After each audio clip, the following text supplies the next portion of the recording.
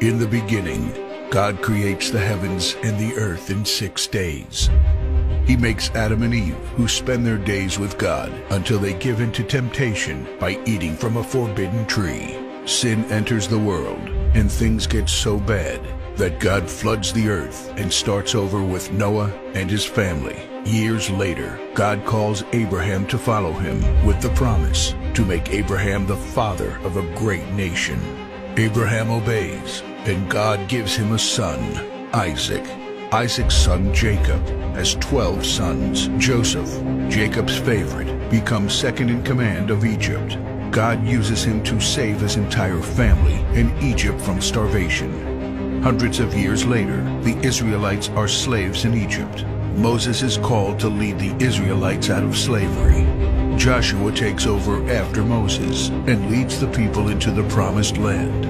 After Joshua, God raises up judges, temporary military leaders like Deborah, Gideon, and Samson, who protect and fight for God's people. The people tire of this leadership, and they call for a king. God gives Israel King Saul, King David, and then King Solomon. But it's all downhill from here. The people rebel, the kingdom of Israel is divided, and everyone turns their back on God.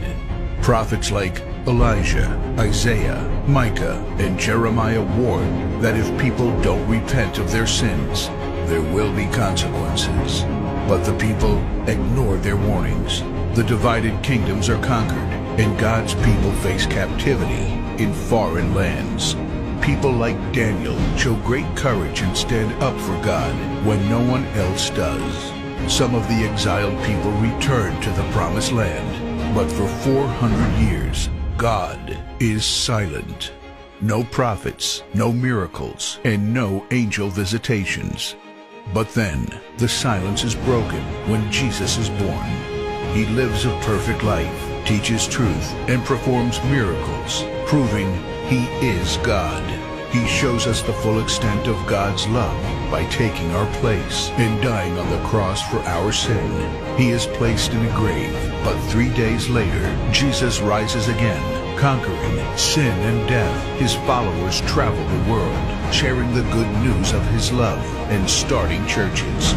We now are part of this story, and we have the chance to change the world and share His love, because one day He will crack open the sky and He will return. It's the greatest story ever told.